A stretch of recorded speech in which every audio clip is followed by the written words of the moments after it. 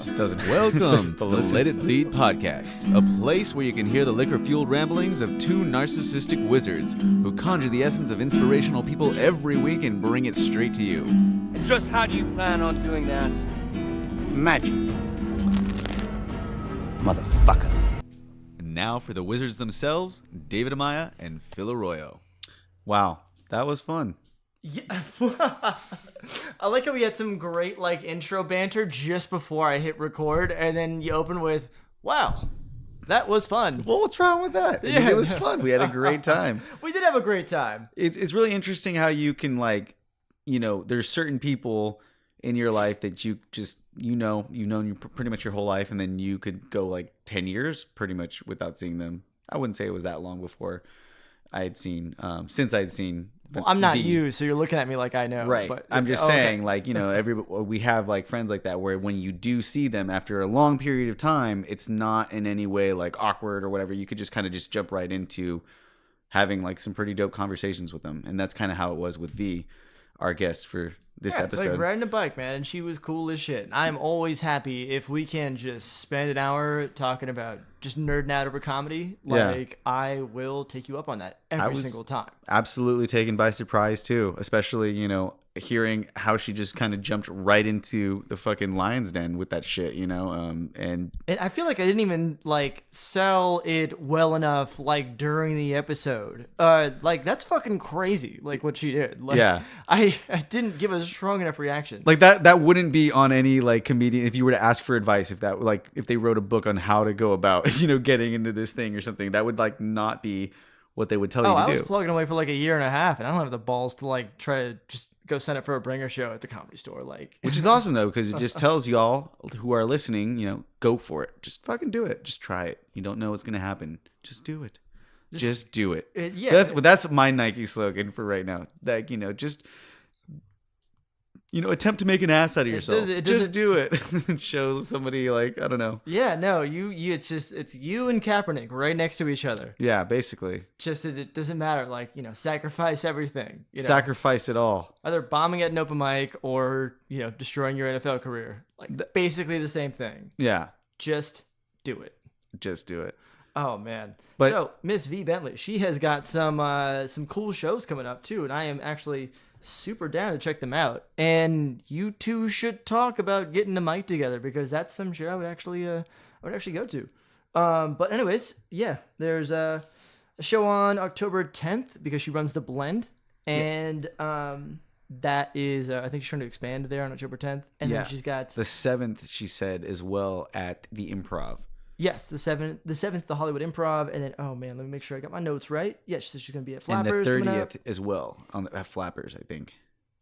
Okay. Yeah. It's crazy how I actually remember this. I've got notes in front of me, and you're remembering this somehow better than I am. We really should have prepared better before I hit record on this one. This is a first for me, though. I feel I'm patting myself on the fucking proud back of you. over You're here. doing the intellectual lifting. Usually it's you saying that I'm trying to catch up. Exactly. It's right now I'm just spewing out a bunch of absolute fucking nonsense. Woo! It's the episode where Homer got all smart all of a sudden and shit. Exactly. That's what's happening right now. Yeah. It's not going to last long, people. Yeah. But yeah, check her out on the 30th at Flappers, the Improv on the 7th. And there's a secret show she's going to be announcing on the 10th somewhere in Anaheim. But if you want in on the secrets, you guys should go ahead and follow her on Instagram at Vee Bentley. That is VeeBentley on Instagram, where she is going to hip all you cool kids to where the shows are a-happening. She's going to hip all you cool kids to the haps. Oh, yeah. Yeah. Well, and then always, you guys should come to Art in the Park, which is going to be this Sunday. When's that? Oh, okay. Yeah. That's going to be this Sunday on the same day as one of her shows. And we also have Base Waffles going on that Sunday as well at night. So plenty of things for you to do. September 30th. Just choose one of them or else you suck. No, just choose one. Come support people, whether it's comedy, whether it's, enjoying a day in the park, making art, or going and dancing your ass off and having a great time. Do something. I did love your unabashed promotion of your show that's going on at the exact same time as her show, to her face. Yeah. I was like, God damn, Dave. Hey, what are you? That was savage. What are you gonna do? What are you gonna do? I gotta respect it. There's nothing else I can do. I mean, there's going to be other shows, you know. That's the beauty of it. Like, just get out and do something. That's why I said if you must go to hers instead, which you can, because you could still do art in the park during the day and go to the comedy show at night. That's what you should do. Or base waffles. Oh man, whatever you want to do. Man, I haven't seen this side of you before. Yeah. It's scary. It's honestly. like the Kanye West of like Yeah, podcasting. yeah, exactly. It's like, yo, I'm going to let you have your show to announce in a minute, but just let me go right over here and say this shit about art in the park. Oh, I'm thinking more like slavery was a choice, Kanye West. Like we're about 4 steps beyond that part. Gotcha. That was years ago. Oh, okay. Well, then I guess I'm just not that woke yet. But anyways, go and do something this Sunday. Follow us on all of the social media platforms. Tell all your friends at Let It Bleed Cast, or on Spotify at the very bottom of the search for Let It Bleed, underneath the Rolling Stones, underneath just about everything else you could think It's of. weird when you put it like that, but yeah, that's right. All of that stuff. We are on Spotify though. That's fucking cool. You know, It's dope. I'm really stoked about that. That if like you could tell people, hey, yeah, we're on Spotify, and then they can go listen to me be a dumbass for an hour to 2 hours at a time. Oh yeah, it's great. But yeah, do that. Follow me at Hood Rat Stuff. Shit, there goes the fucking. That's the thing that saved. The show is literally on here, and I just dropped that on the floor. Oh, fate. If it's meant to be, it's meant to be. As they say. If this thing sounds fucked up. Oh, actually, wait. On that note, I did recognize kind of about halfway through that my mic was terribly fucked up, and I could not fix it on the fly. So my audio is going to be shitty. So just bear with us for that. Yeah. As you do with everything else. Oh, yeah. No, the content, actually what I was saying is like just as bad. So you're really not missing much. Yeah. Well, yeah. And where can they find you, Phil? Oh, well, I guess if you guys were to type in at Nobody Cares Phil into the search bar on Instagram, you might find me. Or if you were to flip that around and say at Phil Nobody Cares on Twitter, those are the only 2 clues I'm going to give you. The rest is up to you guys. So mysterious. You know what? That's how I roll. That's how you roll? Mm-hmm. Well, thank you all for rolling into this podcast. We hope that you enjoy it. As always, let it bleed.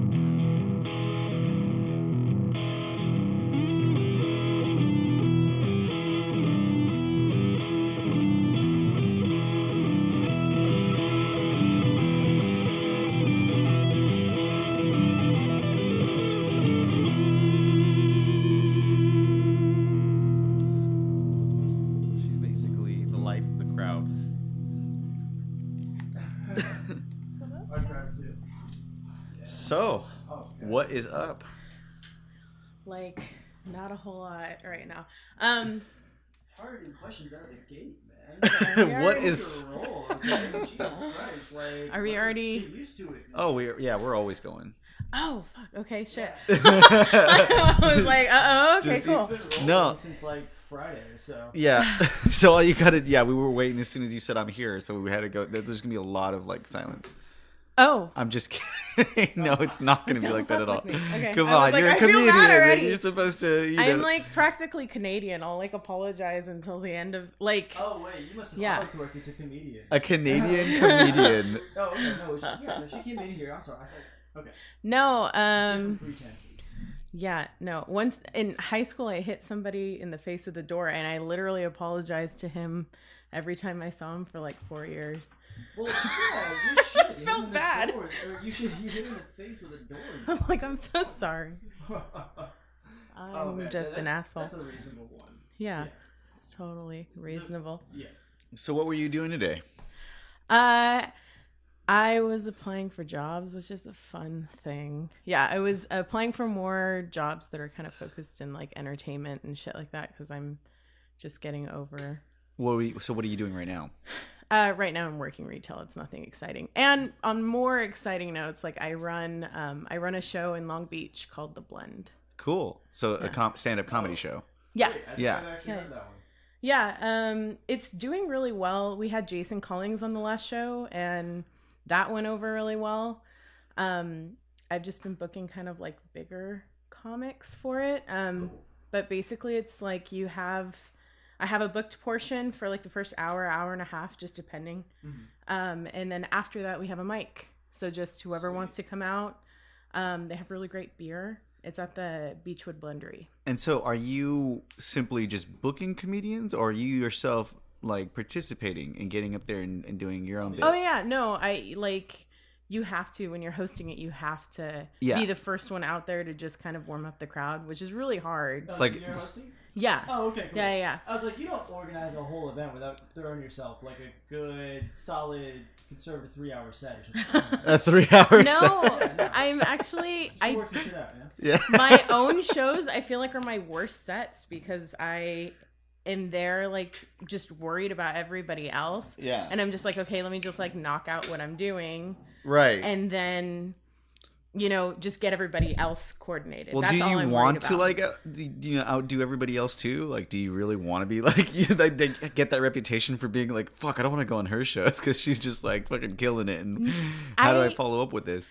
I've just tried to facilitate as much, like just people feeling really open and invited to go up. I've had like a lot of newcomers come up and do their first set, which is rad. I always enjoy that. Cool, yeah. I mean, but it's not about me as much. I really just enjoy facilitating it. But yeah, I have to go up. That's what I like doing with art. You know, it's the same thing. It's like, I do it for fun because I love doing it and I'm always going to do it. But like more than that is I kind of know how to like throw a party or like do a good, you know, make it entertaining for other people by like just, you know, picking out the fucking dopest people that do what they do. And you probably now know a lot of comedians. But how did this, you know, how did you kind of get your way into that? Because the last, you know, it's been a while since you and I hung out, but you know, you were always doing stuff like, you know, I remember you were like doing photojournalism for like music shows and stuff, right? Before that's, I mean, we went to a Wolf Mother show together. You took me to the Wolf Mother show. That was really awesome. That was fun. So you used to get to go to shows and do all that kind of stuff, and now you're kind of into a whole new field. How did you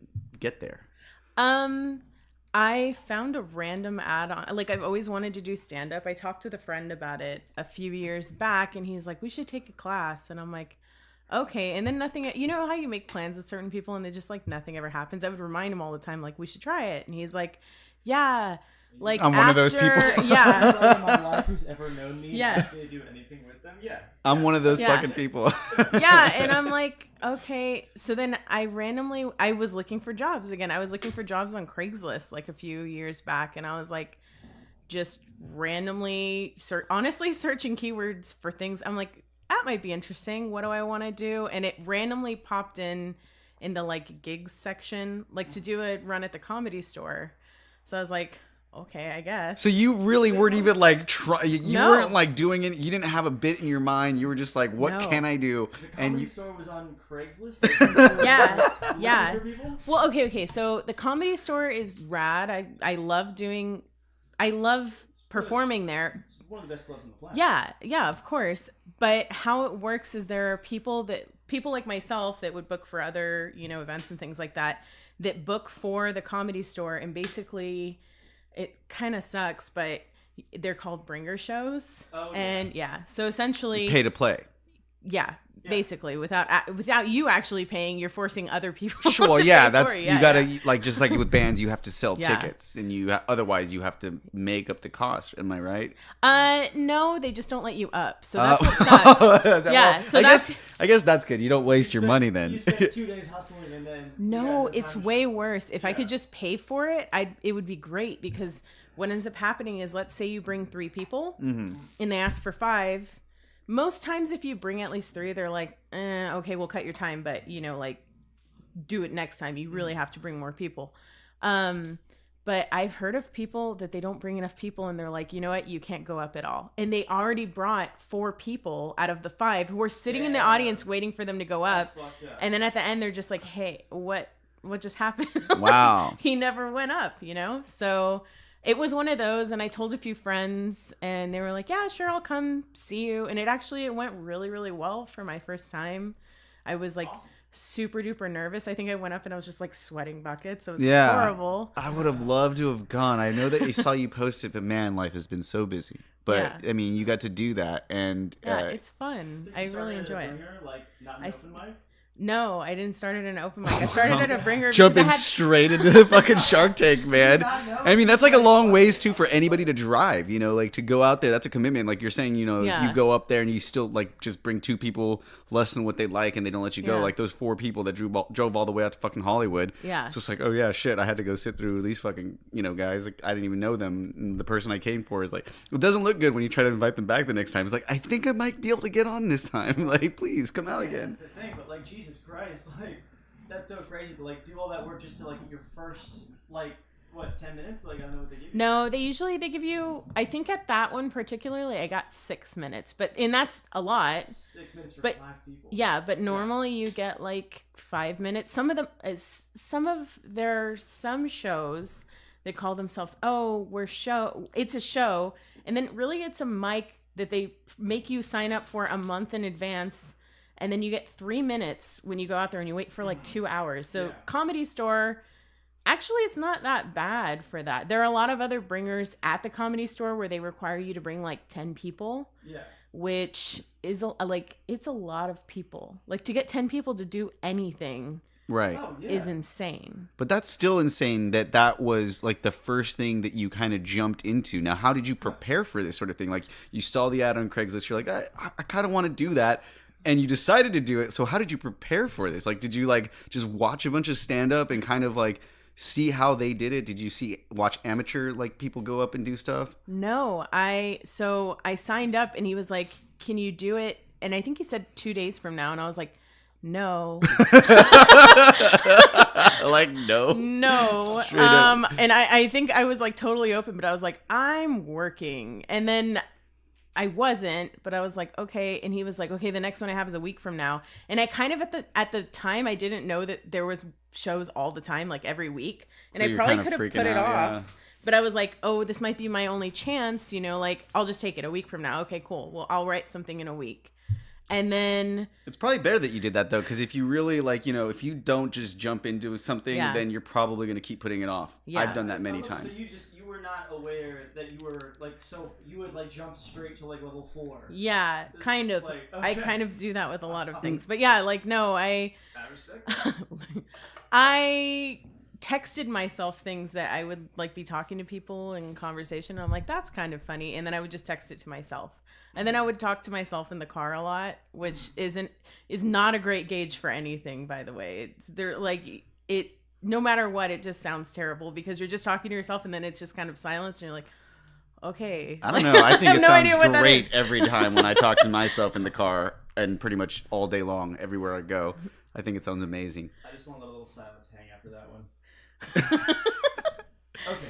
It's not the same as like performing to yourself. Like I talk to myself all the time. I talk to my dogs all the time. I talk to whatever. Like I am the queen of talking to myself. It's great, but like it's totally different where you're like, wait, is this gonna work? And I wish I would have. I had no idea what the hell I was doing. I really didn't. And it was fun and it went okay. Like by no means was it my best set ever, but it went okay. I remember I had 6 minutes and I like got off the stage in 4 because I didn't have 6 minutes worth of like material. Because it seems like it's not a lot, but I mean, try getting up in front of a bunch of fucking people and just having to talk for 6 minutes straight. I can talk. I'm not saying it's going to be funny, but that would be like the longest 6 minutes fucking ever. It's intense. It's like school when you get up in front of a bunch of people and you're talking about something that you maybe didn't prepare for 100%. You're just like, fuck. Like I have to. I mean, that was kind of my one skill that I've had my whole life. It's gotten me this far. So I'm Just being able to get up in front of people and talk. Well, yeah, and just kind of wing it when you're Right. only half prepared. Well, I think that would be the best way to go about it because I think I mean, with everything else that I've ever tried to prepare for, like if I were to do something like that, or even when I used to like try to write music in a different way, is just overthought. You just think way too much about it and you're too critical on yourself. And I've found that the best art that I've ever come out with pretty much any medium of art has always been just a slight level of just fucking just go for it, just do it. Just say fuck it, get loose with it. Like it's like going bowling. Like if I try to go bowling sober, it ain't gonna happen. Like I'm gonna be fucking throwing gutter balls. But as soon as you give me like a couple beers or something, make me a little loose, then I'll throw some strikes. Like not, really technical or anything. Just like fucking, I just throw the thing down there and it knocks over the pins. It's like the same thing with everything else I do. It's like I'm just gonna go for it. Fucking just get out there and do it. Sure, it's that or your ability to actually see the like score. What's more hindered there? I can handle a couple beers and still see. Like correlation here, but I just want to nail down. I'm just saying it makes you loose. You know, you kind of go up there with like kind of a more carefree attitude. It's like I don't know. What do you do anything before you go on to like kind of alleviate the stress or the anxiety? No, because sometimes it's good to be sharp. Like I have gone up like a little bit drunk before, or I've taken a hit before, but nothing like I have never gone up super because I am. You were asking me about edibles though. I was asking you about edibles, but not to go up on stage. No, this was because I've never tried edibles. Like I smoked weed, but I've never tried edibles. But I'm like, who else do I ask? Yeah, it's funny how I get so many people ask me like, I have a question for you. It's either what's this like or where can I get this? And I'm like, what the fuck? It's like I don't even, I'm that guy. But anyway, she asked me about it. I'm like, yeah, I was assuming. We were talking about her stand-up, and I was like, yeah, just don't do it before you go on stage. No. It'll throw you for a different one. Did you try it since I then? haven't tried it yet, but I'm going with a couple friends. One of my friends is performing in Vegas for the first time, so we're taking kind of like a little road trip to Vegas, and I have bought some chocolate, so we're gonna try it when we get out there. And I like went to the coolest, like it was like the Apple store for weed, and I went there and they have like all these like tablets and everything on the table. Nice. So you like select the things and it gives you like a whole description of what's in it and what it does and what strains and everything. So yeah, this guy who is totally fucking stoned but really helpful and nice, like suggested the chocolate to try out for the first time, and he suggested the dosing and everything, and even told me if you take too much you can do a little bit of CBD and then start over, I guess, which I never knew, and I wish somebody would have told me this when I have gotten super duper high before. Well, the CBD thing's relatively new, like we didn't really have like that much available to us until recent years. Like a couple of years ago is when they really started coming out with more CBD products, and I suppose that probably would, kind of take you down. I just don't fuck with edibles really anymore. Like every time it's happened where somebody's like, oh yeah, this is a low dose, mild dose, whatever. And I'm just like, yeah, right, dude, fucking, I don't care. Like smoking's easier. I can kind of gauge, as to how high I'm going to be and for how long. With that shit, it's just unpredictable. And it might not even, especially because the way that it's ingested, you might not feel anything for a couple hours. And then like at the very time that you don't want to feel it is when you just like get this fucking, it's sometimes it could be like as powerful and introspective as like a shroom trip, where you're just like, what the fuck? I mean, that's just sometimes weed can do that to you, If like you just get like a heavy dab or something like that, That's why I don't even fuck with those anymore. It's like, why do you need to be that high, kids? Those can get fucking crazy. Like, why do you need to be that? Like, kids are just going around being like zombies now. It's like they want to be so just like numb to it. I'm like, I don't need to be that high. But then I don't know. Everybody's different. Yeah. I went through a period where I was doing that a lot, and like weed made me feel really high. Like, so I think it is different. I have friends that do edibles all the time, eat edibles all the time, and they're like, what, they can just go do whatever. But I smoke a lot. Smoking doesn't really like bother me, but just that edible shit, just wow. I'm I think super you should have like a susceptible. challenge where everybody like that should be like a night, like the next show you organize is like at the scheduled times everybody takes one 20 minutes before their scheduled time.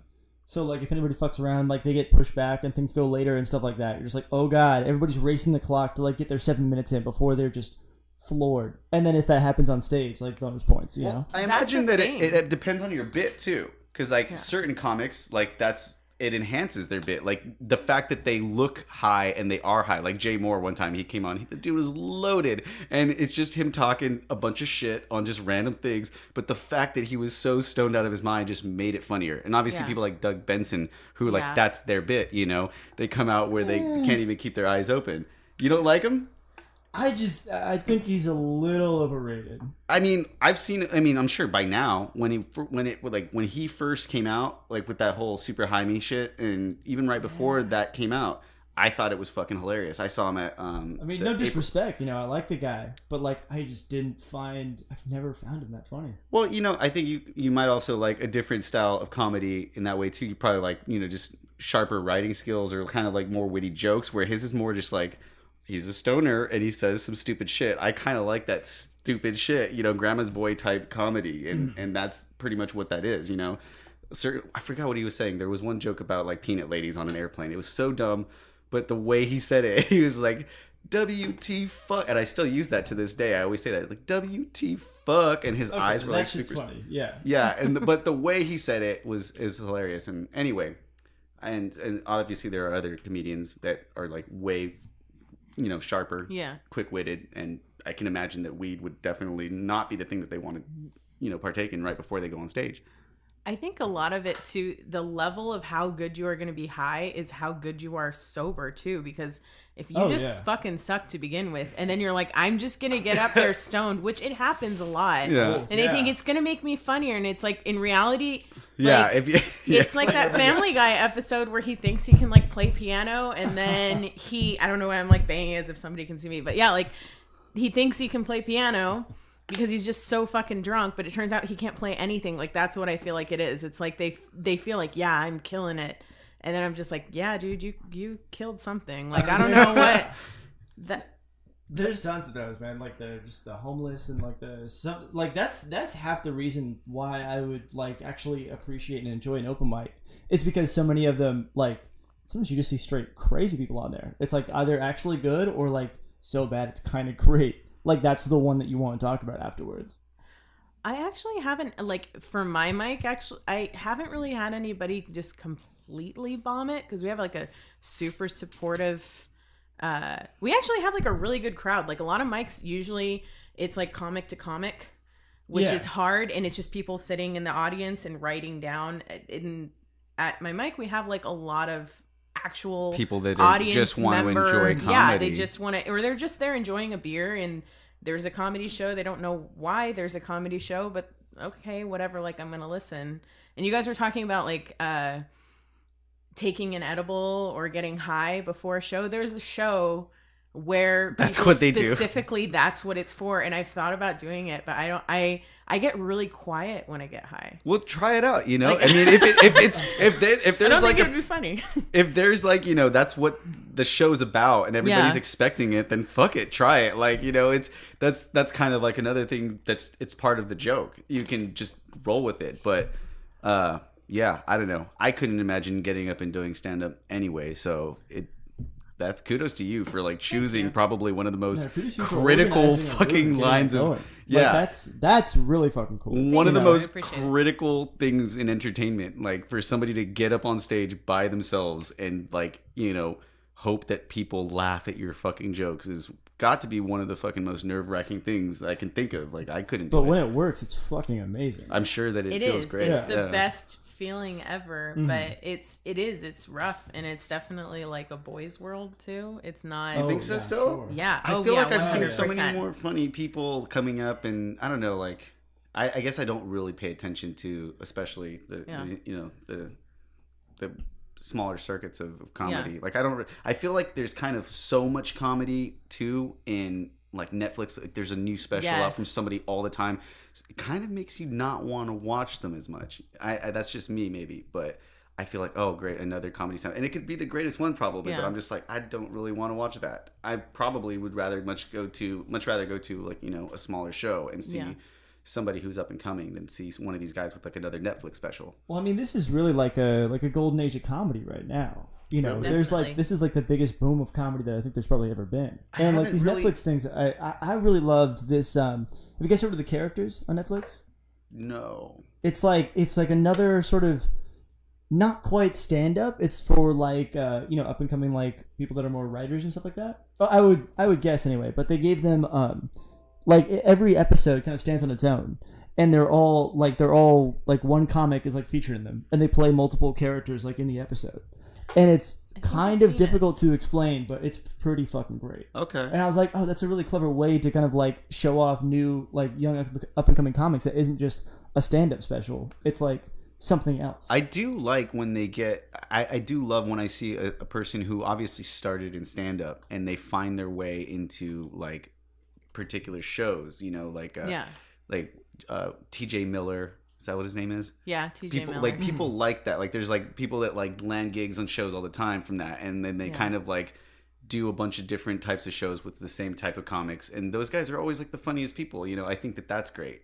They're awesome. I'm just bummed out. I feel like every time a comic like starts to make it, he just ends up coming out with some like he's like TJ Miller was T.J. one of my Miller, favorites for a minute, and then I did a show where he closed it out, and it was rad. I was so excited to meet him, and then like it was so short after that he just kind of fell off everything, and he was kicked out of Silicon Valley. He was kicked off, or he left. I heard he left. I thought he was kicked off. I heard that he left because he said to himself on the, like a statement that, you know, there really just wasn't any more place for him because that whole like last season that he was in there, it was kind of just the writing was just stringing it along barely by a thread, you know, like he didn't really fit into it as much anymore. I think it was one of those quote unquote creative differences, you know, like everybody's like, oh yeah, that's what it was. That's Hollywood's like catch all for whatever it was. But like really like, you know, that's been used to describe anything from like, you know, them like begging the director's daughter to like, you know, actually just like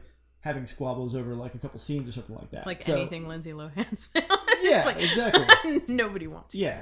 Lindsay's decided to leave the project because of creative differences. Like, okay, is that what we're calling, you know, crack nowadays? That girl. Anyway, yeah. I mean, so that was another thing I was going to kind of ask you. Like you just mentioned him being one of like the people that you love so much. Who else did you really like look up to? I mean, because you obviously probably watched comedy before you got into it. So who were some of your favorites? People that you just always thought were hilarious? I really like Pete Holmes. Like everything Pete Holmes has come out with, I've just found to be awesome. I love this, and it's his own thing. He's silly and weird, and I really dig that. I mean, of course, George Carlin, somebody that I've kind of grown up with. Are you me? Okay. I mean, it's kind of like everybody loves. I mean, Sarah Silverman, and so Sarah Silverman's super hot at the same time. Yeah, so I like Sarah Silverman. She's rad. Yeah. Trying to think. Right now, Tom Segura is having like a big moment, and it's totally well deserved because he's fucking hilarious. I mean, that Comedy Store group like is just like they're else, all kind of just rising at the same time at this like, you know, household name level, which is really cool to kind of see. Yeah, like Chris, and I always say his name, D'Elia. Yeah. He's amazing. Like everything he puts out is awesome. And Bert Kreischer just dropped that special. Bert Kreischer is great. Yeah, Whitney Cummings. Like they're all really just. And then there's like your standbys, like. Yes, she's very hot. But then there are like your standbys like Eddie Murphy or Dave Chappelle is really having a resurgence. Oh, he's man. Always he's been always been funny. the best. That guy, in my opinion, I think he is the greatest of all time. And he came back fucking ripped to shit. Like I don't understand where he was, but he just like looks like a totally different person. But that's the thing now. It's like comics are like like Crystalia and Chappelle, like they're getting jacked and they're still funny. But he never lost it. It's like he like everything that he was saying or what he did, like how he left and came back and everything he says, like pretty much that second part of the last bits of stand-up that he did. Didn't he do two-parters since he came back or there's one? So well, there was two different stand-ups that he did. So the second one to the smaller crowd, he just was up there basically just talking about how he is the greatest of all time and he's the shit, but he did it in such a funny way. And I was like, wow, this guy like really just, you can't really say anything to that, you know, like he really fucking there weren't many comics that could like do the stand up and have a show like a sketch comedy show that just made so many people laugh like that. Like nobody. I don't think there's ever been another sketch comedy show that's been as great as his.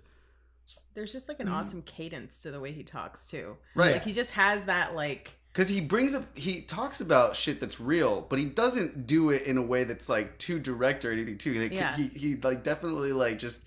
He's not afraid to make himself look stupid, you know, like he's always been that's how he started off, you know, like in The Nutty Professor when he was like acting and just being that really shitty like, or that what was his name, Reggie the comedian, remember when he was like Eddie Murphy was like roasting him on stage, but he was like, you guys don't remember that part? Classic. No. Nutty Professor? I'll be honest, I don't remember anything Oh The my Nutty Professor, god, dude, the Nutty Professor. That was like one of Chappelle's like first like acting gigs, and I definitely encourage you guys to go check it out. He comes out as like just that total like typical cliche like stand-up comedian that has a gimmick, and he's just on stage. He comes out, he's like, "Women be shopping, man. You can't stop a woman from shopping," and then he's just like roasting Eddie Murphy's character when he was, like obese, and then he comes back when he's like Eddie Murphy, like and then he Buddy Love, exactly. Yes. Excuse you. And then he roasts him, but that I was didn't realize that was Chappelle. Yeah, it's been that long since I've seen Yeah, that movie. and since then he's come out in so many different things, but he was always like that side character, that B guy, and he just went straight up to being, fucking the greatest stand-up comedian. Well, I mean, he was doing stand-up since he was like 16. Yeah. Like somebody tells the story, and I want to say it was like Richard Pryor or somebody like that who no, wait, maybe not. No, those times would Probably not have crossed over. Yeah. But like he was, in the park, like doing stand-up just to like crowds of people, like in Philadelphia or something like that? New York? I don't remember. I thought he was from DC, but DC. That's right. You are correct, sir. No. But yeah, no, he's an impressive cat, man. Yeah, I've always absolutely just loved him. Just sketches. You get Charlie Murphy, rest in peace. On there with him, and you're just I like, forgot about that.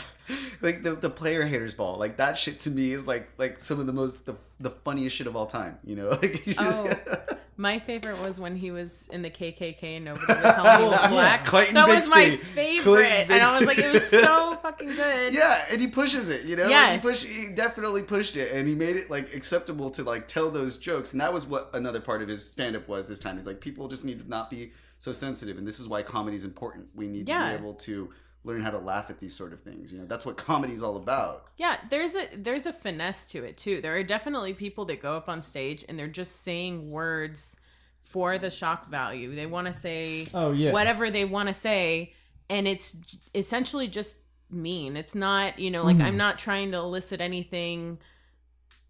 They're not pointing out really anything funny about the situation. They're just kind of like being dicks. And then there are people that really like Bill Maher, you mean?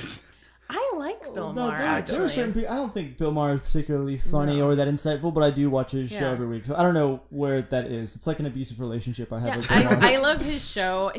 I do love his show, and that's. So you mean like a Lewis Black then, maybe? So who are you talking about? Like when I don't think I was talking about anybody in particular. It was just like thinking, because I have gone to go, and maybe it's not even like higher up comics, but I have gone to go see people who are trying to just push it for the sake of pushing it. Right. And then there are people that have such a finesse to it that it's just kind of like, okay, I get it. It's funny. Like, you're seeing a part of the situation that might not be like a great situation for him, but it's fucking hilarious. Mm-hmm. You know what I mean? Like, you just have to look at it in a nicer way, I guess, And that's what's so like interesting to me about seeing how different people react to like, this PC culture and stuff like that. It's like, no, you can actually get away with kind of saying like, some of the words that are not okay, or saying some crazy shit if it's good, if people can tell that like you are actually, coming from a place that is not, hateful harmful, place, yeah. You're not out there trying to disparage somebody, or you're not exactly just saying words just for the shock value. People, I think, kind of understand and respond to that. Always Sunny definitely does a good job of like, yes, pushing that. Yeah. Always Sunny does a rad job of that. Yeah, they approach a lot of things where I'm just like, oh my god, are they really in blackface? Like, what is happening? But it's still, but when you're watching it, that it's totally to make a completely. It's not their first episode pushed that envelope kind of like crazy. Yeah. But then even then, a lot has changed since that very first episode has come out too. Like in terms of like what would be acceptable and what's not. But you're right. Like they still keep that going. Like, and that they're not, that it's complete satire. Like they're just fucking making a point, the overall point. And if you're not smart enough to, understand that, then you shouldn't be watching. I definitely miss it. But yeah, I mean, that's great. That's just like, with anything though. It's a great show, and Sorry. I love. You saw me looking over here at David. Mr. I was like almost Basement expecting TV. to go see like. I don't know why. I'm just intrigued by all of these photos that pop up on the Kevin Spacey's Basement. I really TV. should turn this TV off so you can focus on the show. Kevin Spacey's Basement. It doesn't matter. I'd be looking. That's the name of my Chromecast. It's Mr. Spacey's Basement. Oh, okay. I was like, what's happening right now? You're not leaving. You're not going anywhere after this. Sorry. No, it's all good. Not about that. I'm talking about the TV. So. Oh yeah, that's great. Yeah. Let's go. Like, Really, no, this was before all that stuff happened. You know. Really? And he No, didn't no, think No. to Oh, I was like, did you know? Well, no, he definitely changed the name from Kevin Spacey's Basement TV to Mr. Spacey's Basement TV. So he's on a different level. He has a different relationship with him now. Yeah. We're not on like a full name basement. A full name basis. Wow. Fully yeah. named basement. That half hit blind over there. Yeah, that's me. Yeah. What were you gonna say?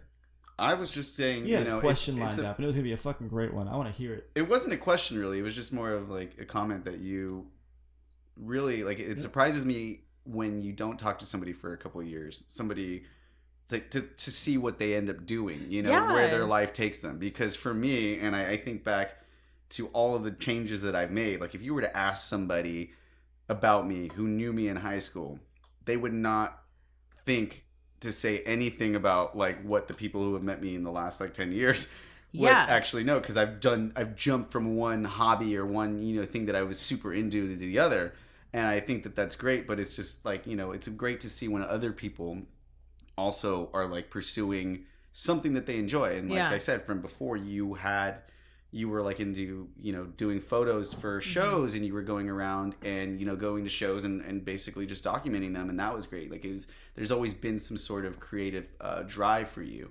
and it's led you to jump right into stage 4 of fucking comedy and doing shows at the fucking Comedy Store, you know? Yeah. That's fucking amazing. And yeah, I think that's super rad. Do you have any goals or plans or anything that you know, really want to do? I know you're facilitating, but where do you see yourself going with that? See, that's a part. It kind of. I mean, I've been doing it for about 2 years. My 2-year like anniversary was in August, and like I've made strides for myself. I performed a couple months ago for the first time at the Hollywood Improv, which is kind of like a bigger deal. Nice, yeah. I'm doing it again. The Comedy Store, a pretty big deal. Yeah. Like I know they host open mics, stuff like that, but like that is one of the like places on the planet to go. Like I don't want to like, just for anybody who doesn't know, I want people to know like that's a pretty big fucking deal. Like it's super cool that you were able to, that you kind of just jumped right into like the Thunderdome like that. Yeah. Welcome to Thunderdome. The Comedy Store is great, and I'd love to do like bigger things with the Comedy Store, but the reason why the Improv was such a big deal to me is I opened like for bigger acts, and last time around I hosted, and it was Jamie Kennedy and Bobby Lee, and we had Esther Pavitsky, and I hosted. Alone Together is great. It's great. fucking love She's that show. rad. Like they all did amazing jobs, but it was just such a weird thing to just like, hi everybody, I'm gonna shake your hand, bring you up on stage. I have to say a little bit about you. I was so nervous, and I messed up a couple times. Like it scared the crap out of me at some point in time, because I don't remember what I did. I think I got off the stage too soon or something, bringing somebody up, and just somebody's like, what are you doing? I was like, oh my God. I think it was Bobby Lee. And I was just like, oh no. I just love totally Bobby fucked Lee. that up. Oh, Yeah. man. I've met him a few times. He's just like a really rad, super nice dude. I have a photo of me on his back. He's like carrying me, and I'm like, or no, I'm carrying him, and he's just like, we're both making some super dirt faces, because he's cool like that. He like stays He's behind with rad. everybody and does those kind of photos. Why do I feel like neither of you had a shirt on in this photo? If I were to look it up right I now. thought about Where taking were it you? off, yeah. Don't answer. As I'm opposed just to assuming Jay that's what it Moore, was. who, when he was waiting for us to go like meet him, my friend who I was with, I wasn't actually with her at the time. We were just friends, but you know, she's, you know, striking blonde, and he was just like, "Oh, first thing, so you two together, huh?" No, and then boom, just automatically just perving out and like being totally inappropriate. And I was like, "Oh shit, well, cool. Like, what do I do here? I don't know." Like, anyways. No, Yeah. it's rad, and it's cool to see how many like comics are like, they're on such a pedestal, but then you actually like meet them, and they're just really just rad people you can sit down and have a beer with, and that's been interesting to me, because it's like taking the scariness out of celebrity a little bit. You know how you meet somebody and you're like, Yeah. holy shit. The first time I had like that moment was I was doing the Comedy Store with a bunch of it's a bunch of newcomers, you know. It was a bringer show, and Bill Burr was sitting outside in the little bar area. I love Bill Burr. And like a couple other guys were like, go up and say something. Like, and I'm like, why do I need to go up and say something? And like, because we're all dudes. And it was just like an excuse not to like be the one to go up. And I went up and I was like, it's great to meet you, Your Honor. I meant to say, it's an honor to meet you. But instead, I just looked like I had autism, and I went and I shook his hand, and he was like, this poor girl, like probably, and he just like kind of shook my hand like, cool. And then I just walked away, and I was going to ask him for a picture, and I'm like, nah, I'm not going to do that after that. That's a bad time. Oh, man. I don't ask for pictures most of the time because I feel like it makes me seem weird, like as much as it's I feel you on that. I'd rather talk to them and like get some. Do you have any advice? Like that's what I asked Mark Maron. That's all. I'm like, I would love a picture, but I'm not gonna ask because I want to look cool, and I'm not. But I'm gonna try. Because anyways. he's the type that you never know. Like he could be super nice, and then he could probably blow up on you for asking for a photo. I don't think he'd blow up as much as just blow you off. But yeah. So, but like even then, just like the cold feeling of it, because that guy, like, I actually really do like Maron I love a lot. him. I think he's hilarious, but I like the fact that he's not afraid to kind of show that he's got that like really impatient fucking side to him that's just like tired and fed up with, just like angry kind of. That's his thing. That is his thing, but it's I like comedians like that because even though it can be depressing and just like we get it, you're sad, you're upset, he is, being very vulnerable and talking about some real shit, and that's kind of what comedy, really is. It's about people facing and dealing with the fucked up nature of the world and like finding a way to laugh about it and get other people to hopefully laugh about it. Hopefully you can relate to it and laugh this off. Although, we grew up in a society now where memes are being generated just simply every off day, of this thing, like minute, where it's kind of like this everybody's become so nihilistic where it's just like, we're just it's like that dog meme where it's like everything's fine, where he's like surrounded by fire, everything's burning around him, and he's just like everything's fine, it's okay. That's kind of the way it is with society and the youth, like millennials or anybody growing up. We know, like, it's a fucking tough world to try to like find your place in and to try to be successful, even though everybody's still trying to convince us, hey, yeah, you just got to do this. It's because you just, got to graduate. You got to get that degree. You got to do this. And everybody's like, yeah, fucking right. Yeah. And that's why they go and make these memes about this to like laugh it off, and talking about depression and suicide. But it's like, no, this is some real fucking shit. Like there's some real fucking people out there suffering and they're doing their best to try to find a way around it. It's definitely tougher than it was in the past, where people just like acted like they didn't have problems. They tough it up. Don't talk about it. At least now they're talking about it, but they're still not. It's great with things like. Did you guys watch Nanette on Netflix? It was amazing, What's and it that? got. I had not. It's a Senate special by Hannah Gatsby, who I had not heard of before, but everybody was talking about it. Everybody kept bringing this up, and it was like, amazing. Whoa! It was like, I don't know quite how to describe it, because like I feel like it's half stand-up comedy, half something else entirely that was so like beautiful and powerful. It was like stand-up tragedy or something like that. Like it was it was extremely well done. So if anybody hasn't seen it, like go watch that. How do you spell because Nanette. I think so, yeah. Okay. But it was just like highlighting all of like you were saying, just these like beautiful tragedies that everybody kind of faces, or specific. It's bringing. I love that there's different people coming forth in comedy, because like I was saying before, it's been largely like a boys' world, and honestly, it's been largely a white man world. Like that's who's been popular for a long time, and it's really nice to see all these different faces coming out and kind of bringing a voice to people who wouldn't necessarily think like, wow, that's something that I can do, or my situation is so unique, nobody's going through what I'm going through. Like, no, like there are people, and now you can relate with somebody on that grand stage. What do you think of a show like Masters of None? I liked is it still on? I watched. Yeah, there's two seasons. There's 2 seasons. Are they bringing it back for a third or no? I think so. Okay. I think it's more like up to in terms of Netflix, relatability. Like it's one of those things where it's like very realistic. I've seen a lot of shows like that. There's that one too. I think what was that on HBO where it was like the one with the the interacting stories where like the guy's delivering weed. like the guy's delivering weed, like, Yeah. you know, and you see like it's comedy, but like it's totally realistic. Like that's like real life shit, you know, that Yeah. people relate to. And there is like a sadness to it. You know, there's like a sadness, but there's also, like you're saying, this comfort in knowing that, hey, this is a very common thing. We're all kind of Yeah. going through this together. I like that. I like that it's kind of a different. It definitely is Netflix and cable, or I don't know if anybody calls it cable anymore, but like, you know what I mean? Like Netflix and Hulu and all of these streaming programs are bringing so much different types of content where it's okay to have a sitcom type almost show without the laugh track, without the all of that kind of holding it up, and you have to figure out where to laugh on your own. Yeah. Is this funny to you? Like, That's is this great. supposed to be funny? Absolutely. I know it's good. There's Am I so going to many, catch like, it later? Like, so many new voices that are kind of coming Yeah. about with all of this, you know, and comedy is like this really, it's an accessible way for people to like learn, you know, and that's what I've always thought is like the most beautiful thing about it, is that like you can teach people stuff and they'll retain it better. Like it's a catchy song or something like Yes. that.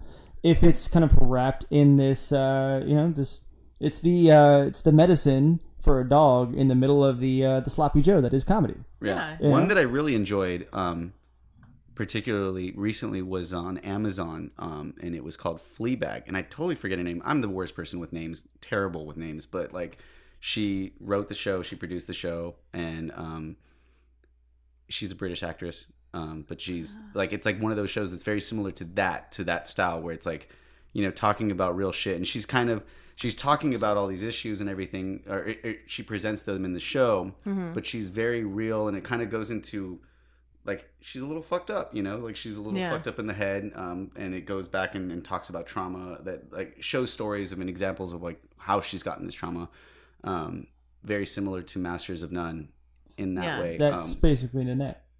Okay. Yeah. So yeah, I would check that show out too, and see what you think about Fleabag. I thought it was really good. I dig too that characters are becoming more complex, and you don't necessarily. I like the whole like anti-hero movement where you don't need necessarily total anti-hero. Yeah. Absolutely. You don't necessarily have to have somebody where you just go, wow, like in the past, It's like kind of- wow, everything they're doing is great. Yeah. You know? No, Yeah, it's very much like kind of like, yeah, I'm kind of a piece of shit. And there's another one that has elements of that. A new show that came out just a few days ago that's more of a mind fuck than anything, but it's so I know good. what you're talking about. Yes. Maniac. Maniac. Oh yes, Super good. Fuck, I'm like Super halfway through good. it right now. It's I just fucking finished it so last good. night because Yeah. I just ran through it. Like Oh, Emma fuck. Stone's character is exactly that, like this like total anti-hero where she's just this narcissistic fucking kind of like, you know, bitch that just can't really like stop lying, or she can't, you know, be vulnerable. She has like a billion defense mechanisms. Yeah. And then you tie that in with like, you know, a Westworld Cloud Atlas type, you know, concept movie, Kung like where Fury, you're kind just of like 80s weird like Yeah, exploitation yeah, with like exactly. that style, like fuck. to it's point out just- the evil, crazy scientist type fucking thing, you know, and the computer taking over, because it's totally in that's present just day super time, funny. right? It's okay, I figured this out yesterday. It's in 2014. Which is What? Because still they said the guy, they said what age that main doctor was or whatever. Oh and my then- god, you figured it out. And then they fucking and then he asks like when his mom shows up, they're like, "Oh, what year were you born again?" And she says like 1977. So I'm like, okay, so shit, if he's like 32, and I was high as shit, so it took me a long time to do this math, but I figured out that's 2014. but totally like that Confury, where they bringing back that 80s like super old school computer look, because I mean that really does make it that much better. Well, it has the same it was in styling, the you know, 80s like the a whole lot of time. those like that neon color palette and the way they Yeah. like they had things like silhouette off each other. Like it is, yeah, it's very, very stylish. Yeah. I'm so in love with the show right now. Yeah. So just The whole don't time I tell thought me it what was the the fuck 80s. happens. Oh no! 'Cause I'm on, like, I mean, episode it's 6. well, that's the awesome thing about it, because they're really starting to go into like, you know, capture what dreams are, like, you know, the confusing nature of dreams, or how like they just, you know, intertwine, or like there's certain things that go on that like you wake up and you're like, what was the meaning of that dream, you know, and then you forget it. But this was great because you're like, fuck, like whoever wrote that show, you know, is brilliant, you know. yeah, It was amazing. No, it was awesome. I know that Emma Stone she was an exec producer on it, so So was Jonah Hill, I think, too. it amazes me like how quickly these shows, as you were saying before, from the time like when Kevin Smith was talking on his podcast about the Tusk, idea for Tusk, and like from the time that he God, we're Tusk. talked, I know, right? From the time he spoke about it to the time like they actually went and produced and like made everything fucking happen. That blows my mind too, because a show like this with all of the fucking different scenes and parts and like different everything, you would have had to like this would have taken a long fucking time for them to come up with. But I wonder how far back it goes, like from when they first came up with the idea, like when we're gonna start to do this, to get all those people on there. I mean, it was so well acted. It was fucking brilliant. Everybody, Sally Fields, like fucking nailed it. Like, I mean, she always nails it though, but she kicks so much ass. Her does. and Susan Sarandon are just like, oh my god, Susan Sarandon is so hot. Bone Fucking both of Feud. them. Have you seen that shit? No, I Yes. haven't. Feud. It's great. No. Yeah. But I would still bone both of those ladies because they're so sexy. They're Susan just like, Sarandon like just has a special place in my heart. She's just like a total badass, and she's never gonna stop being a badass. She's like Betty White. Yeah, yeah. Betty White's gonna be a badass forever. I like, hopefully, like Right, Betty White. right, you forever. know, like, Dude, don't even jinx it, No, man. no, Because no. like, don't even jinx but those it. women are just like, it's just amazing. Have you gone back ever and watched any of the old Golden Girls episodes? All the time. They're so fucking well written. This guy with Sex and the So City ahead and of their Golden time. Girls will probably, probably tell you every what's little the part name about of, it. what's that movie we watched with all the like? It was like Ocean's 11, but for like older comedy ladies, with, like Jane Fonda and the Book Club. Yeah, holy shit. Is that what that was about? I love it keeps that so popping up. much. Yeah, I no, it's about a haven't bunch of seen old it. ladies that read the 50 Shades of Grey series, and they're all just like fucking and like getting horny, and it's All all right. these like darlings of That's a good summary, right? We watched it together. Yeah, no, that's like I just have such an appreciation for like all those women right there.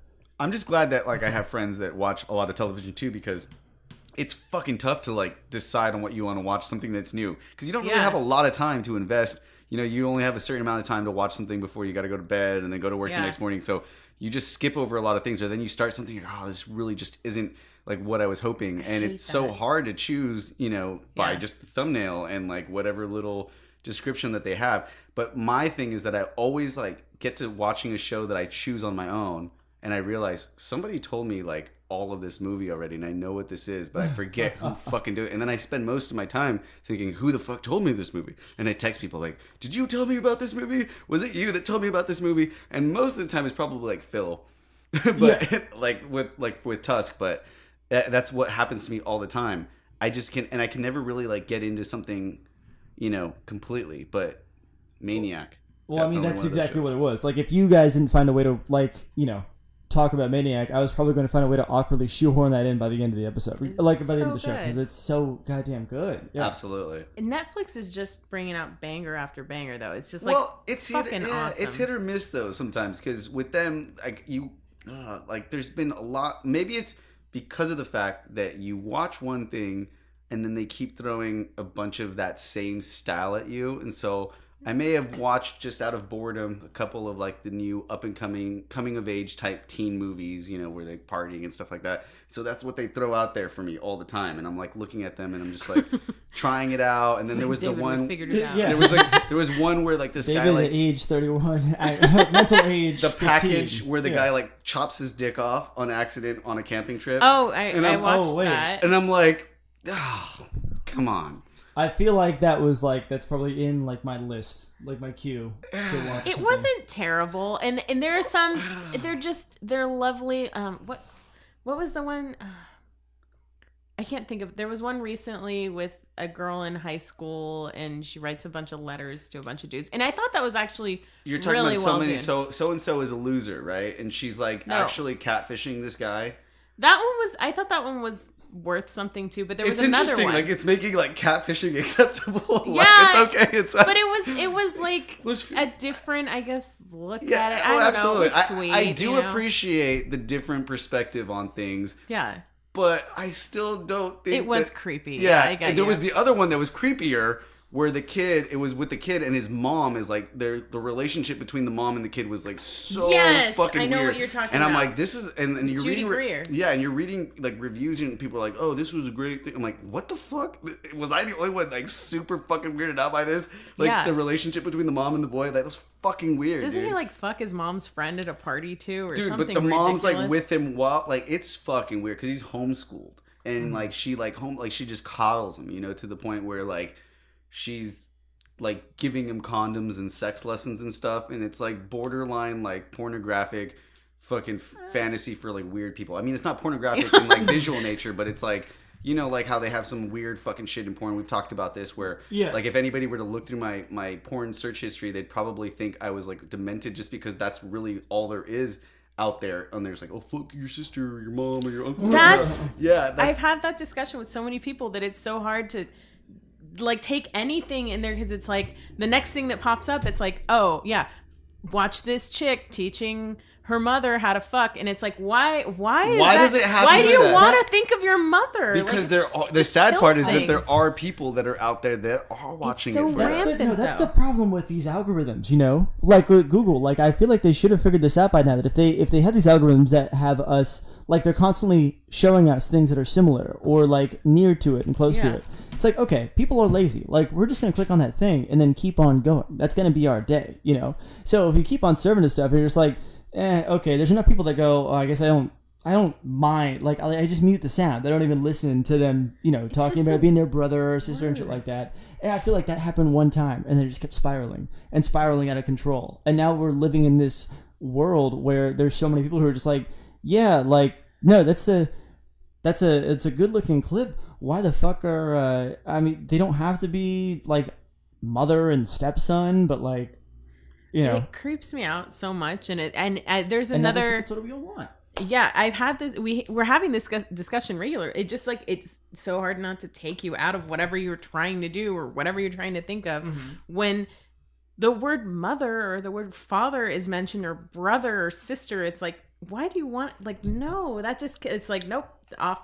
Yeah, there's so much. It's just get this out. Just get that out of here. I know, but the word is still there. Like you still read that at some point, and you're like, "Fuck this! Like this is like terrible." You know? It's just like, oh god, if I died right now, yeah, this would not be what I want. Like on the screen while my mother is identifying my body right now. Oh no. So something. Okay, so I had an idea for a joke.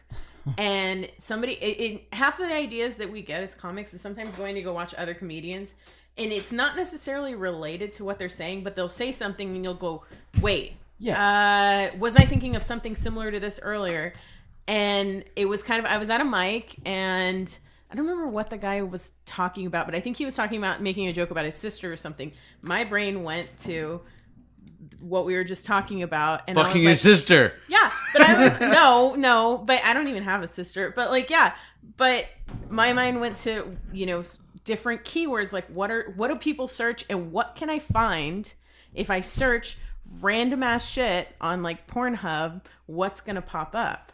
So I'm like, all these were like crash test dummies, like sea turtles, whatever. Wow. And it's like in my fucking thing because I was just curious. I'm like, what the fuck is going to pop up? And then the next day I went to work and somebody was like, hey, my phone doesn't have any battery or something like that. I'm like, just use my phone here. Like, and I opened it up. I gave it to them. The first thing that fucking pops up on this coworker that I don't know very well is sea turtle porn. Which isn't a thing, by the way. It's just like a keyword, and it pops up porn. Shipping sea turtles like, into crash test dummies. She probably thinks that I'm some weirdo that's into like sea turtles. Like I'm not. Yeah, I think at this point, though, you know, if people really think that or don't understand, like I think at that point you just have to play it off and just like be real, just be like, dude, like I'm not into that shit, you know. But if the more you try to defend it, like if you try to like act like it didn't happen, then it's just like some Ninja Turtle shit for Christmas. I didn't like say anything. I Santa. left it alone. Yeah. I didn't explain myself or anything. I just literally she got it and she kind of looked at it and I just clicked out of it. I'm like, here.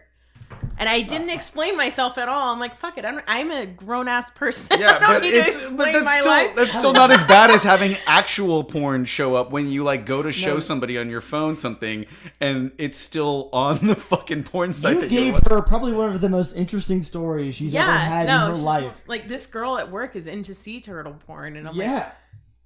no, but And we're just okay, like cool, what like is talk that about thing? it. I've never tried that. What the fuck?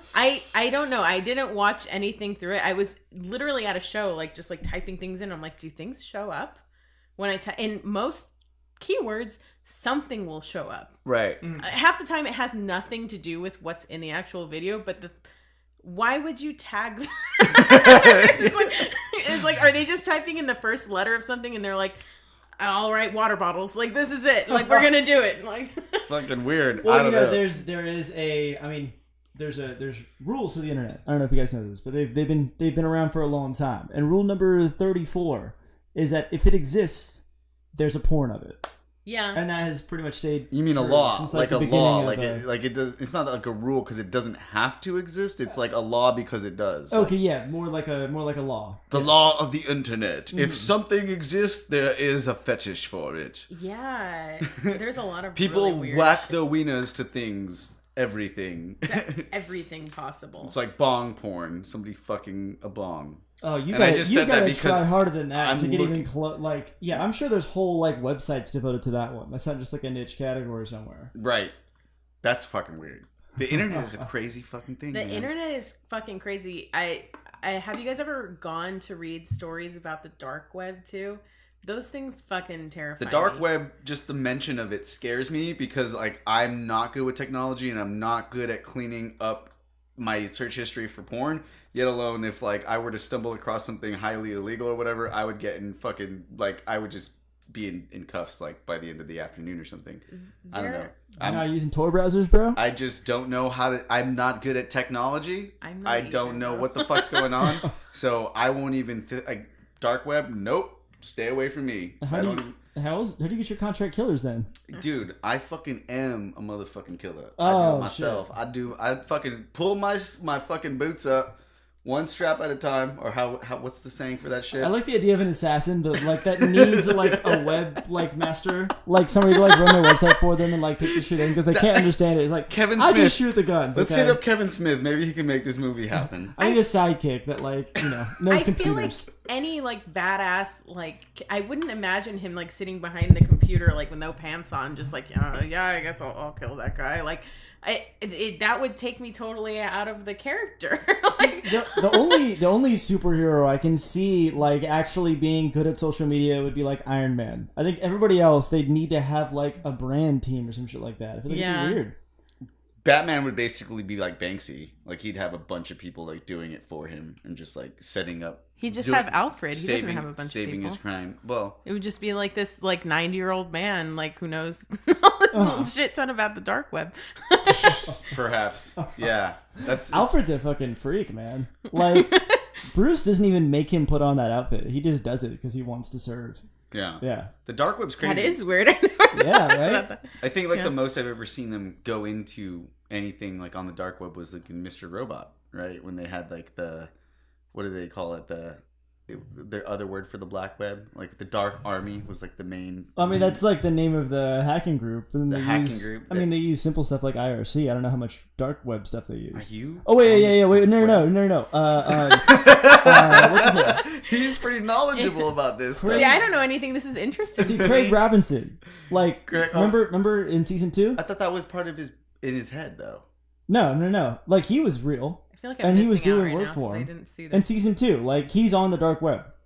I thought he was a figment of his imagination. No, that part was real. Are you guys ruining this for me right now? Oh. Because I haven't stop seen it, man. What are you doing? Anyway, We always It's talking on my non-spoilers. list. It's on my list. No, hey, I've seen everything. anybody You will not be who's disappointed. worried, don't worry. Dave's fucking dumb and did not understand it. So you're good. yeah, I guess so. Because I mean, I partially watch television. I watch and I mostly draw while it's playing. Everybody's like, "You're crazy. How do you do that?" I listen to music, and it's like I, for some reason, have always needed to hear some sort of story, some sort of conversation going back and forth.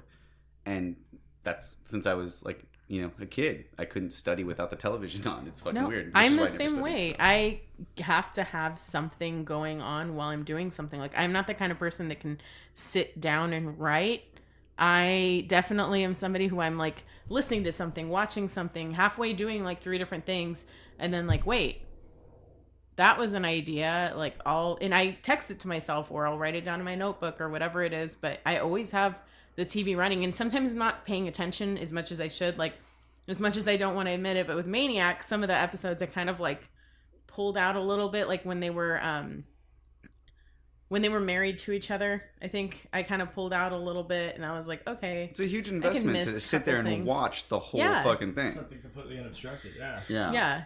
but I mean, I understand that just having that sound kind of helps to facilitate things, and I can pay attention to like 8 things at once. It's all good.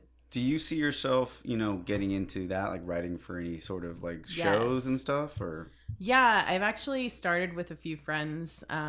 We've been writing sketches, or in the very, very early stages of doing it. And I'm really excited for it because I've never had any kind of inclination to do any kind of acting, and I have no inclination to do any right now. But they want to do it, and I know friends who have wanted to act, and I love the idea of getting the opportunity to write for people. For them, yeah. Yeah, and that's part of we mentioned job searching earlier, and that's kind of where I kind of want to go in that direction. I feel like there's a lot of openings for stand-up comedians to write their own shows and to really, Because you got to be everything now. yeah, it's great that you can be everything, because at some point in time you're just pigeonholed into whatever this is what you're doing. Yeah, you had to Now be a it's- master or a specialist at something, Yeah. and that was all you could do. And now it seems like everybody is like, and you don't even know it. Like, you got people like, what's his face, from The Office and Hangover, and I'm all shitty with names. Ed Helms? It Ed helps. Holmes. Like, you'll see him in the movie playing guitar and piano and singing, and you're like, fuck, dude, like, all of these guys are just like brilliantly multi-talented. Pulling and- his tooth out. Huh? Pulling his tooth out. That's a special skill. Pulling Yeah. his tooth out, exactly. Yeah, he actually could do that. But And then that you also see it- they just wrote that into the movie. you just see it so Wait, what? Yeah, no, he actually can like pull his tooth out like that, and then they wrote it into the Hangover movie. Oh, I didn't know that. I was so either. confused. Yeah. I was like, what's happening now? Yeah, fun facts. And he puts it back in just like that. Yeah, yeah. Oh well, that is a skill, I guess, It's like a that party one trick, and they're just that like, one oh, had shit, would we're be making very this work. beneficial. Interesting skill. Yeah. And it's great. I mean, I like admire you. You've gone from like music, and you do your art, and Oh you're doing fuck! podcasting. I just need to pick something and fucking just do it though. No, but there's so much fun in like intertwining them together. It is. In the bigger picture, that's what I keep telling myself anyway. That it is really like all kind of coming full circle. And like you're saying, facilitating is more of my strong suit. Where Yeah. this is where the wizard archetype, kind of really plays a strong role for me. At least the Gandalf wizard, from Lord of the Rings. Because what does he do? He goes around and he tries to take what he knows from all the different places and bring them together to make the strongest and best thing that he can. That's kind of what I'm hoping to do in the world of like art, just try to bring people together, inspire them to like work together and make something like a production on a bigger scale, because you have all of these different parts and places you can pull from.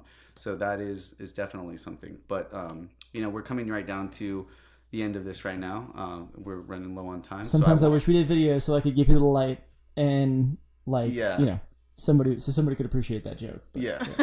But, so we wanted to say, do you have anything in the near future that you want to promote? Yeah, I'm gonna be at Flappers on September 30th. I have kind of a bigger spot coming up at the Hollywood Improv on October 7th. I have a new mic a new mic / show that we're doing the first one hopefully on October 10th, and it's going to be in Anaheim. It's still kind of under wraps, but yeah, October 10th. And then I have The Blend again on October 26th. Excellent. It's going to be Halloween themed and Right on. It is dress the up, season. all that It kind is of stuff. coming Yeah. up. Hell yeah. Well, yeah. Let me Favorite make sure season. and get that all from you so we can post it on there, and everybody who looks in the comment section of this this episode here, they're gonna see it. Yeah, I Yeah. appreciate that. Of I'm looking course. forward to that. Let me know, especially about the one in Anaheim on the 10th. I hope that goes, Yeah. actually happens, because I would love to go see that. Unfortunately, on the 30th, I won't be able to make it because I am double committed to Art in the Park, which is one of the things I've been throwing. Oh, that's rad. Is it during the day? It's going to be during the day, but then at night, I'm also going to be going to Bass Waffles, which is another event out in LA that our friends do. It's like the bass music scene.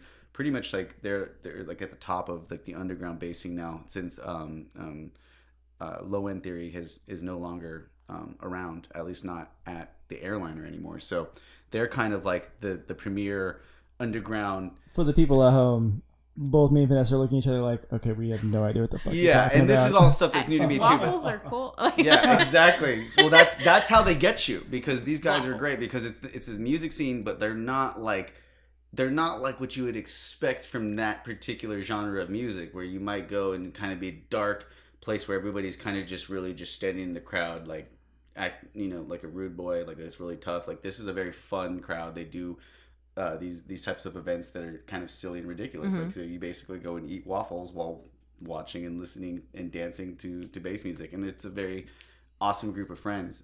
They are all supportive of each other. Like the comedy scene, as you're explaining, like they're very supportive of each other. There's like a lot of them, but they all really come out and encourage each other. And I think it's great because it's full of so many other creative people. Like, all of them are creative in so many different ways. And I just love being around it. It inspires me. I could bring something completely different. I'm like the hipster guy that goes to these events, like, because I'm like wearing, like stuff like as if I was like at an indie show or whatever, and in a completely different environment, and just being loved and received by all of them. Anyway, that is going on, both of those things, on September 30th. Also, well, that's all I could really think of this Sunday. Yeah, coming up. Yeah. You got a busy little Sunday in front of you. You got So a busy check Sunday. either that out or Vanessa's show, or Yeah, choose. Yeah. choose one Jesus or the other. Christ, man. No, choose hers, because ours goes on every fucking every month. So that's something you can check out every month. Hopefully one of these months you'll be able to come out. Yeah, and check it no, out too. I've been checking your stuff out. I think it looks really interesting and rad to just bring everybody It's so together hard for art. though. It's so hard because there's always so many things going on. If you're doing something, you only have so much time, and there's just so many overlapping events. But as long as you're doing something, Now you need I to know so many organize a comics that are mic artists. at Art in the Park and Bass Yes, Waffles. let's talk because about that. I'm way too lazy to. No, let's do that. Like I'm down for that. Art in That's the Park. rad. Art in the Park is an event where I just have basically a sign up sheet for the DJs, because we know a lot of DJs and everybody wants to spin. But this last time was the first time where I kind of incorporated my own little fun project with like a blues band, so a live band. And I've talked about it with several people before, how I kind of want to do like comedy and other bits too, theatrical performances and stuff, anything that people do in the way of performance art. So let's talk about that. Maybe you can come out and do a set, get some other people come out. We'll do a special thing one of these days. Pretty soon, so No, it's rad. A lot of the comics are actually like painters and things like that. Like, usually somebody doubles up on different types of art. You gotta have a fallback gig if comedy doesn't work out. yeah, see, this is how it grows. It's just you get restless. I mean, you guys probably know, like, being artistic, like, you get kind of restless if you're not doing something. So you have to have 30 things going on, or you feel like you're wasting something. Yeah, we all complain about how we have too much and we can't finish our projects, but we can't finish our projects because we need 30 things going on. Yes. It's the fucking... That's what happens. Yeah, it's that catch-22. Anyways, great. So yeah, go ahead and follow us on Let It Bleed at Let It Bleed. Well, at Let It Bleed Cast. Yes. On Facebook, Twitter, and Instagram. And Spotify at Let It Bleed. Yeah. Is that the URL? It's just Let It Bleed. Okay. If you search Let It Bleed and go past the Rolling Stones, you'll see the big picture of me and Phil. Yeah, so far right now, Spotify just always puts podcasts at the bottom, which I think is racist, personally. But, that's just me. All right? You can write Spotify for that one. But yeah, if you guys just search Let It Bleed on Spotify and just keep on scrolling a little bit. We are talking about, like, the greatest rock and roll album of all time. We're rolling who? Like, I don't know. Yeah. Yeah, so... check us out, like us, it's not follow like us. Not like you're on record saying this is named after that. Yeah, I mean, it's not named after that, but it's inspired by that. Because everything is derivative of something else. We're all thieves. It's literally It's true. We're all thieves. It's derivative of this. Yes. Anyways, so do that. Also follow me at Hoodrat Stuff with 3 Fs, Psychedelic Lions Den, Psychedelic_Lions_Den to check out all the art of my friends. Where can they find you? Because I know I haven't talked to you in a long time, but artistically, like comedy wise, I go by V. It's VEE, and then Bentley. You can find me on Instagram. That's where I post most of my stuff. Yeah, that's mainly it. Right on. That's where they get your show, your shows you got coming up and stuff like that too. I'm sure it's all over Instagram and stuff. And it's EY at the end. It's Bentley, BENTLEY, because everybody always spells it wrong. Because you're not cruising in the Bentleys like that. That's how you spell the actual Bentley. I wouldn't know because I can't. That's literally how it's. I literally would never know because that's like why would I even care to know what that is? I'll never afford one or be able to buy one. That's me neither. That's why I can't spell caviar. Yeah. Anyway, Phil. That's why. Never mind. I would go on for this for 6 more minutes if you'd fucking let me. Okay. And if you guys want to keep up with, we hit all the plugs already. So, lastly is me is at Phil Nobody Cares on Twitter, and then you can flip that around at Nobody Cares Phil on Instagram. So go ahead, follow it. I'm doing a lot of stuff because we're 42 days out from the election in November. So right now is the time I want to make sure everybody knows and remembers to register to vote because we are coming up on we've got less than a month officially is the deadline for registering to vote online, which is the fucking easiest thing in the world. It takes like 3 minutes and then you know that you're registered to vote. And also, I want to encourage everybody too, like even if you have registered to vote in the past, just go ahead and check. Go to votesaveamerica.com and they do a real good job of actually just verifying that you are still on the voter rolls and stuff like that. Because a lot of people are getting purged because there's a lot of, kind of funked up, rickety ass shit going on, behind the scenes of people trying to, depress the vote. They want to try to have people just not give a shit like we have in years past. And I am here to remind you, just like I do every week, that this is the single most important election of our lifetime. So get the fuck out there. All right? Save democracy, goddammit. I'll give you a big fat kiss on the lips if you do. All right? And then while you're at it, subscribe to Yeah.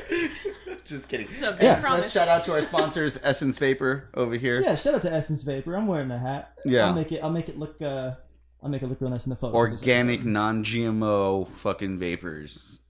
No cigarette shit. Oh, yeah. Yeah. Anyways, well, thank you all for tuning in. Thank you very much for coming on. We've been for trying to having get you me, on. It was guys. fun. I really enjoyed this conversation. Yeah, it was fun. Yeah, I always love talking about comedy and, No, we'll have to get some more going. If you get some more mics. Like, I am always, like, if it's a situation where you don't have to wait 2 hours to get 3 minutes, like, I'm usually pretty down. 5 minutes. And that's one thing that we did not mention is that he is an aspiring stand-up comedian as well. Oh, really? He was not going to say that this whole time, but I couldn't let that I get felt away. like it was kind of implied, like, like the... No, he didn't. She had no idea, right? No she had no idea. idea. So no, yeah, it is more to no talk about. implied. Yeah. So we'll drag him I'm on to just one of your shows. Like I'm just some asshole with like We've some got advice or definitely- perspective. How many on, people like, do you need to what it's bring like go on for your first time? when you go to do a what do you call them? bringer show? Like 5 to 12. It Dude, just that's depends easy. on I can gather 5 to 12 people. Let's just get him on the fucking bill and like let's make it happen. Oh no, I've can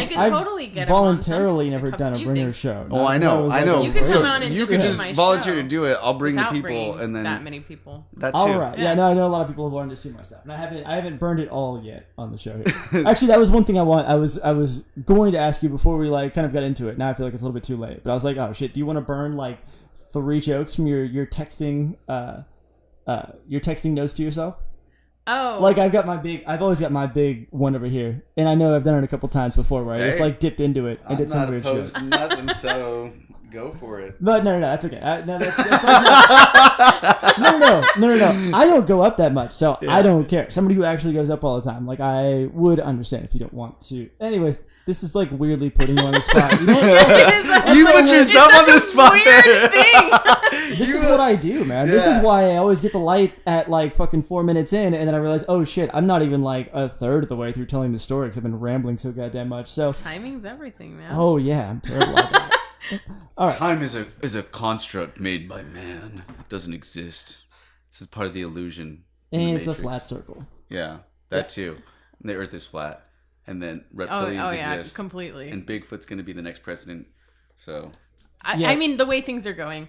Are we that far off? Are we sure he's not? Like, I don't know. Oh, yeah, we just loosely free associate for like 10 minutes, and then at some point, I just end the episode. I don't know. I actually think the numbers in the polls for Loch Ness Monster is really fucking doing something this year. It's like, it's gonna take off. So this is when everybody at home's like checking their phone and seeing there's like 15 minutes left, and they're going like, God damn it, they're still doing this. They're still talking. They're still going. Well, anyways, thank you again for coming on. Thank you all of you for tuning in. We love you. Do all that shit that we told you to do, or else we will come over to your house and do something really fucking bad. I was gonna say something even worse, but no. Oh, you stuck with bad. As always, real quick. As always, I know I'm the anti-hero of this fucking podcast. I'm that guy now. What just happened? I don't know. Thank you all for tuning in. We love you, and as always, let it bleed.